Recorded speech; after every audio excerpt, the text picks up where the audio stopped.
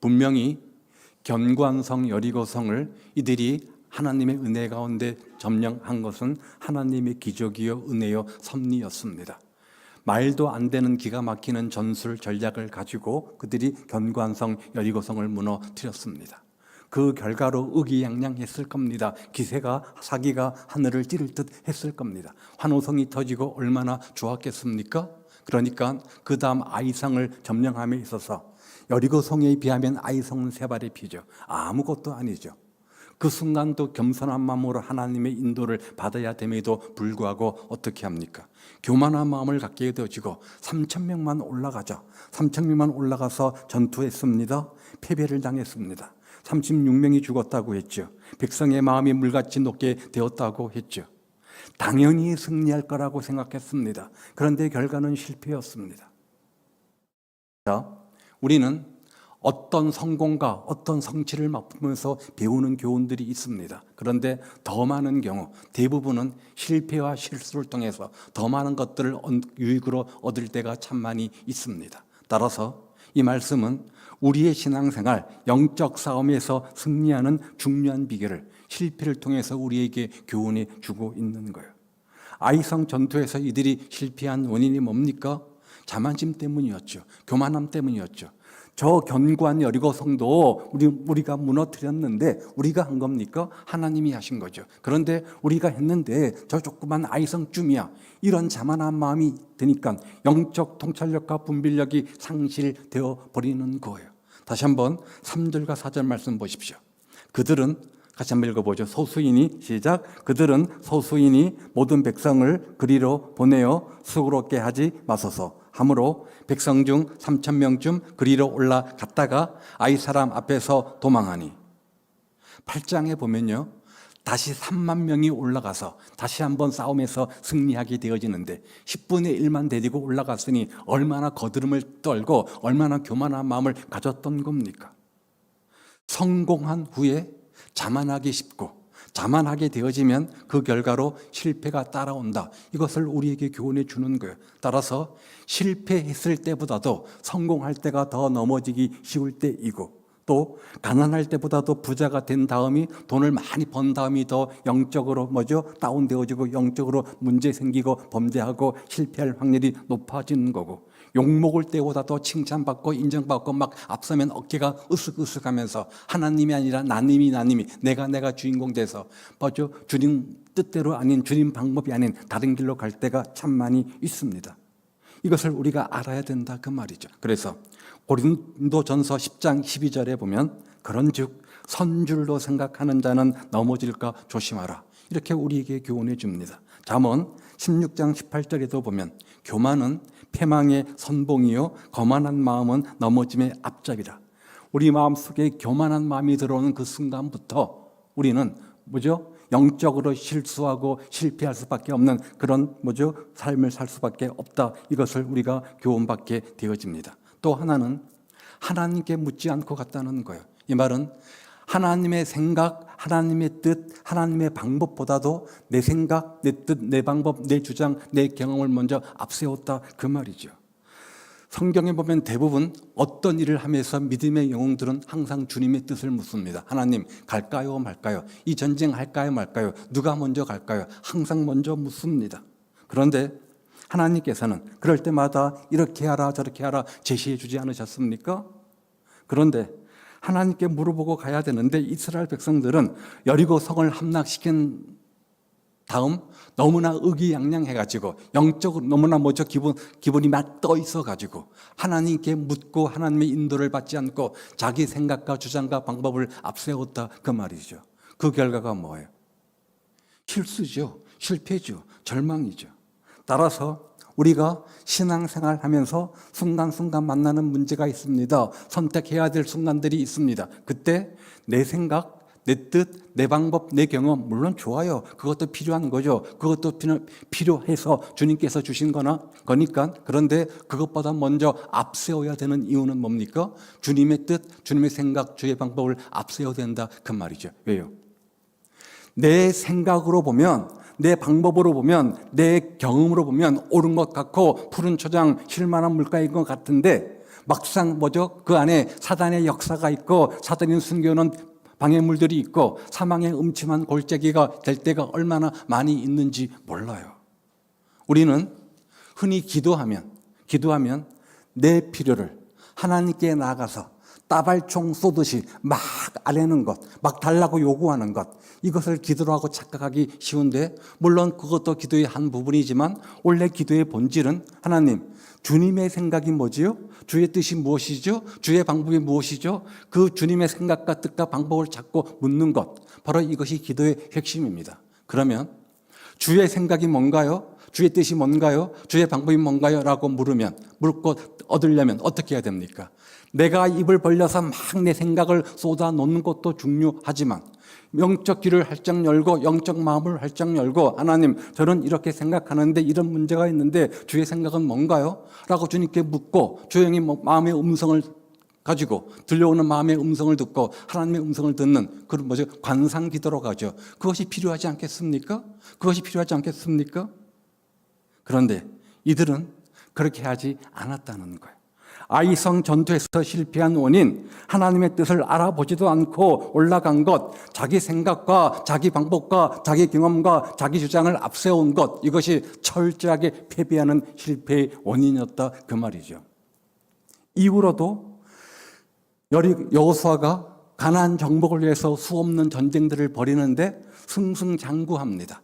딱 한 번 가나안 정복사에서 실패한 성 어디입니까? 이 아이성입니다. 여리고 성처럼 큰 성 아닙니다. 굉장히 견고한 성 아닙니다. 무슨 안악 자손이 있고 헤브론 산지처럼 견고한 지도도 아닙니다. 그런데 그 이유는 뭡니까? 자기 생각과 자기 뜻과 방법을 앞세운 것, 주님이 가장 싫어하는 거거든요. 가장 싫어하는 거거든요. 또 한 가지, 수문제가 있었어요. 이게 가장 중요한 문제였던 것 같아요. 하나님께서 여리고 성을 함락하거든 어떤 물건 하나도 취하지 말라, 이렇게 분명히 엄명하셨습니다.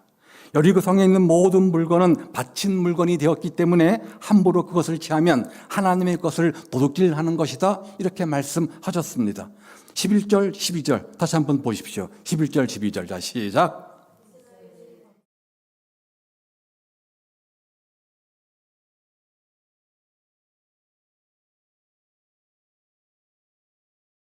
그것을 그들의 물건들 가운데서 두었느니라.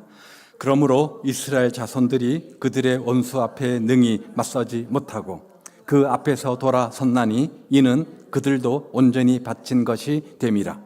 그 온전히 바친 물건을 너희 중에서 멸하지 아니하면 내가 다시는 너희와 함께 있지 아니하리라. 11절 12절에서 반복되는 단어 하나가 있습니다. 바친 물건, 바친 것. 바친 물건, 바친 것. 그렇죠?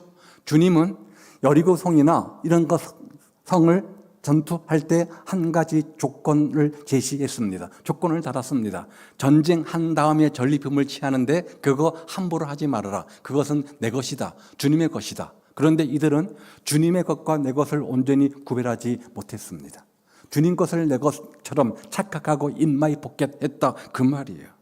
여기 바칠 물건, 바친 것, 이것은 히브리어로 헤렘이라는 단어를 씁니다. 어떤 뜻이냐면 사람이 어떤 물건을 사용하거나 오용하지 못하도록 따로 구분시켜 오로지 하나님께 넘겨드렸다, 이런 뜻을 가지고 있습니다. 한마디로 이것은 내 것이 아니라 하나님의 것이다. 하나님의 것이니까 하나님께 드려야 된다, 이런 의미가 이 안에 담겨져 있는 거예요.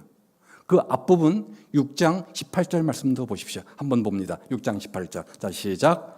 너희는 온전히 바치고 그 바친 것 중에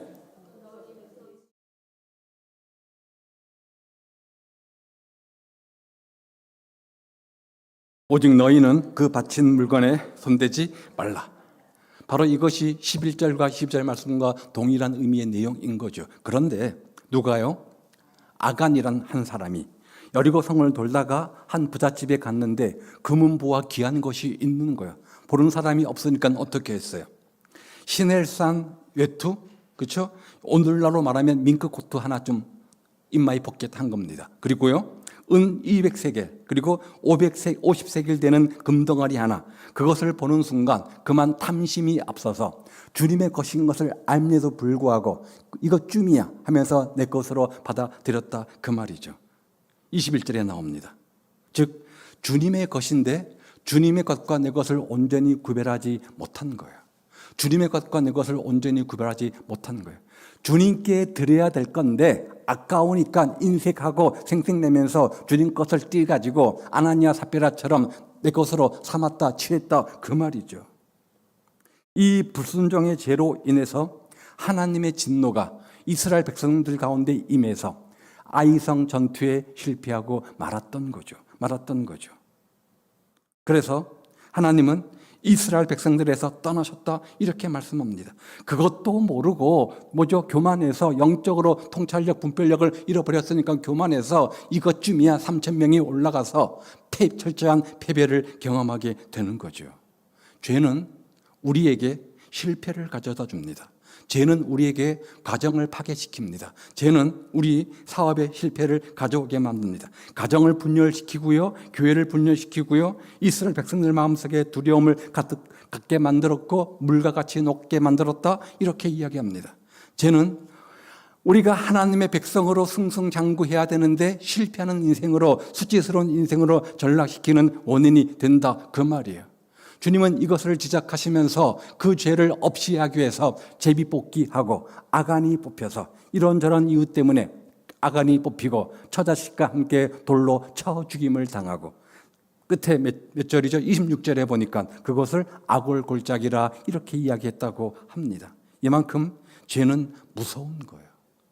이렇게 아이성 전투에서 실패한 원인, 승리한 뒤에 그 승리에 취해가지고 영적 자만심을 가졌기 때문이고, 하나님의 뜻보다도 자신의 생각과 방법을 먼저 앞세웠기 때문이고, 주의 것과 내 것을 온전히 구별하지 못하는 탐심 때문에 철저한 패배를 얻게 되어집니다. 무엇을 교훈합니까? 모든 문제를 내 뜻과 내 생각과 내 방법 앞세우기 이전에 주의 뜻을 앞세워야 된다, 주 앞에서 해결해야 된다, 이것을 교훈받게 됩니다. 6절에 보니까 여호수아가 엎드려 애통하며 기도합니다. 그래서 10절에 하나님께서 그 기도에 반응하시죠. 자, 6절 이하에 나와 있는 여호수아의 기도의 내용들을 보면 참 한심합니다. 여호수아도 정탐꾼의 보고를 듣고 영적으로 자만했기 때문에 최종적으로 오케이 한 것 아닙니까? 하나님께서 실수한 것이 아니라 자신들의 실수임에도 불구하고 하나님, 왜 나에게 이런 아픔을 주십니까? 자기가 잘못한 건데, 자업자득인데, 인과응보인데 자신의 잘못은 생각하지 않고 이렇게 하나님 왜 우리를 괴롭힙니까? 이렇게 불평하고 원망하는 이들의 모습을 보십시오. 차라리 요단 서편, 동편 어딥니까? 저쪽에서 있었으면 이런 수치 안 당했을 텐데, 이런 믿음 없는 행위를 보게 되어지죠. 여하튼 여호수아는 그 문제를 끄고 다시 실패를 교훈 삼아서 하나님 앞에 무릎 꿇고 기도를 합니다. 이와 같이 우리 모든 문제는 하나님 앞에서 해결받아야 됩니다. 한 해를 살아가면서 무슨 일에 실패를 했을 때 억울한 일을 만날기도 할 거고요, 온수 갚을 일이 생길 때도 있고요, 복잡한 교회 문제가 생길 때도 있고, 이 모든 문제들 앞에서 내 뜻과 내 생각, 내 방법을 앞세우기보다는 주의 뜻, 방법을 앞세우며 주 앞에 내어 맡기고 주의 인도를 받는 여러분 되시기를 바랍니다. 가만히 엎드려 하나님께 아뢰고 기도하면 너희는 잠잠히 있어서 우리 인생의 홍해를 갈라주시는 하나님을 두 눈으로 목도하게 되어집니다. 내 생각을 앞세우고 내 방법을 앞세우고 내 경험을 앞세우고 인맥을 동원하고 세상적 수단과 방법을 동원해서 그 문제를 해결하려고 하지 말고 영적으로 기도하면서 무슨 문제나 주 앞에 가지고 나와서 기도하며 하나님께 응답받는, 그래서 기도보다 말씀보다 성령보다 앞서지 않는 그런 삶이 되시기를 우리 주님의 이름으로 축복을 드립니다. 또 하나 교훈받는 것은 탐심 조심해야 된다. 탐심이 오면 주님의 것과 내 것을 온전히 구별하지 못하게 됩니다. 온전히 주님 것으로 떼어 드려야 되는데 그렇지 못하게 됩니다.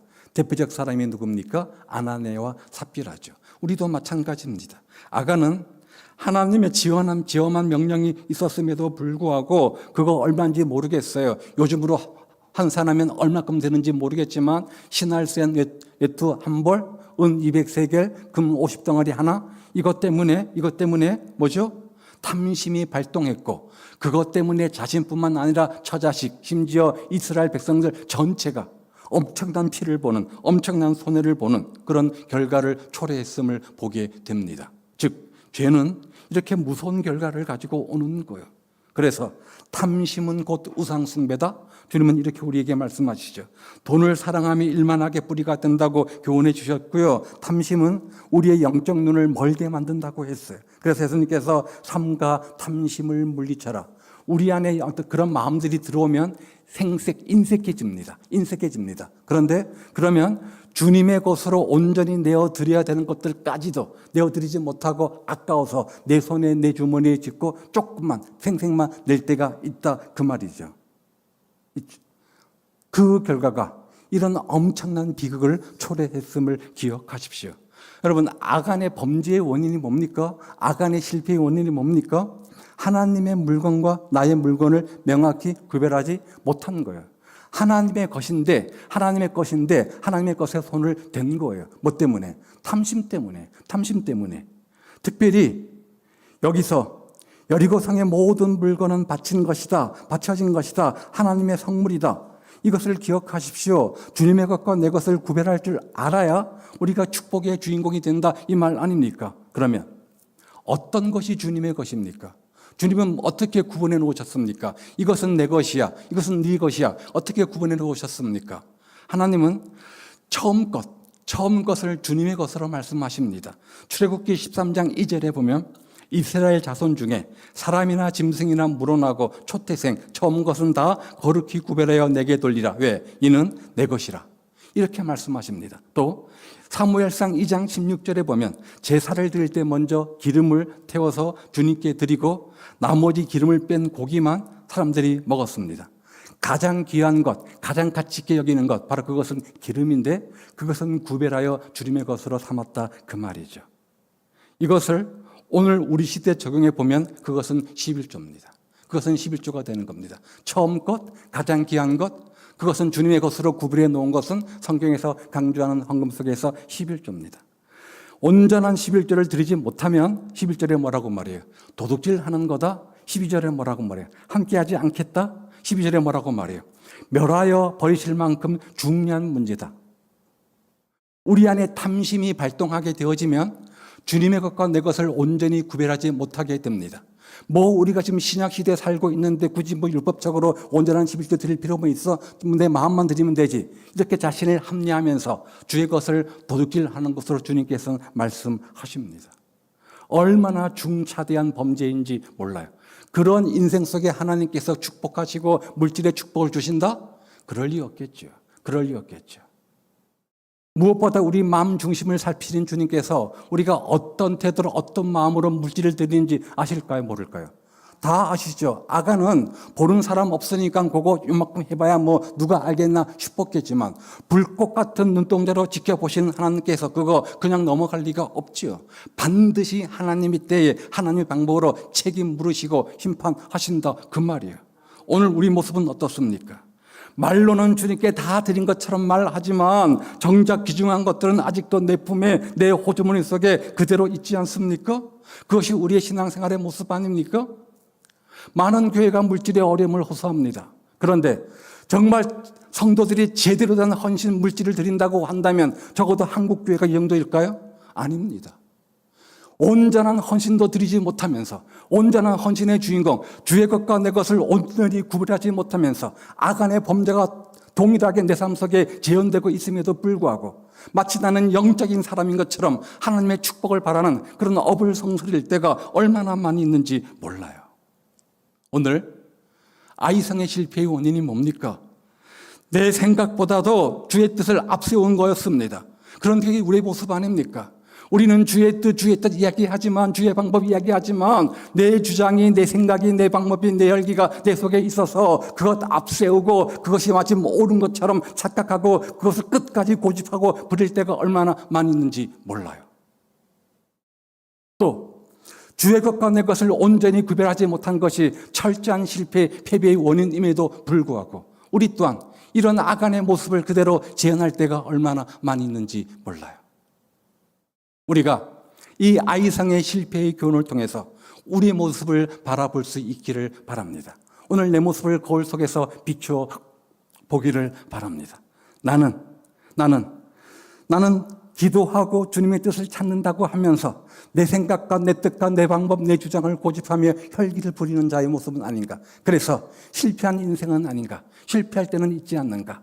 내 인생의 아이성, 실패가 있지는 않는가?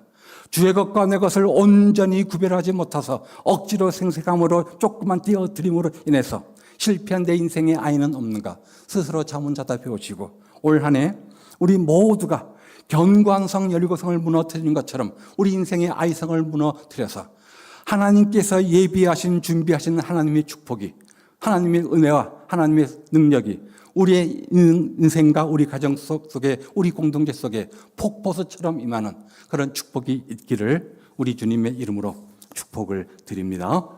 기도하겠습니다. 오늘 아이상의 실패가 주는 교훈 두 가지입니다. 내 생각과 내 방법 하나님보다 앞세울 때 실패한다는 거죠. 그렇다면 내 생각, 내 방법을 하나님보다 앞세워서 실패했던 우리의 아이성은 뭡니까? 주님의 것과 내 것을 온전히 구별하지 못해서 실패했던 내 인생의 아이는 무엇입니까? 비단 물질의 문제만은 아니겠죠. 또 다른 문제도 마찬가지일 거라고 생각이 듭니다. 우리가 이것을 극복하지 않으면, 이것을 뛰어넘지 않으면 하나님의 축복의 주인공이 될 수 없겠죠. 이들이 이것을 뛰어넘어서 축복의 주인공 되었던 것처럼 올 한 해 우리가 폭포수처럼 임하는 하나님의 축복의 주인공, 능력의 기적의 주인공 되기 위해서 아버지 내 생각, 내 뜻, 내 방법보다 하나님의 생각을 앞세우는 먼저 그의 나라와 그 의를 구하는 자의 삶이 되게 하시고 아버지 주님의 것과 내 것을 온전히 구별할 줄 아는 영적 통찰력, 분별력을 가진 그런 삶이 되게 하셔서 내 인생의 아이성을 보기 좋게 믿음으로 헐어버리는 믿음의 주인공들 주여 다 되게 하옵소서. 오늘 우리 교회가 우리 강북 사랑에게 올 한 해 하나님 이렇게 서로 돌아보아 사랑과 사능을 격려하고 아버지 하나님 날마다 믿는 자의 수가 더해가고 또 아버지 하나님 부흥과 회복의 역사가 임하고 생업이 가정이 믿음이 자녀가 복받는 영적 공동체 아버지 되게 하여 주옵소서. 함께 기도합니다.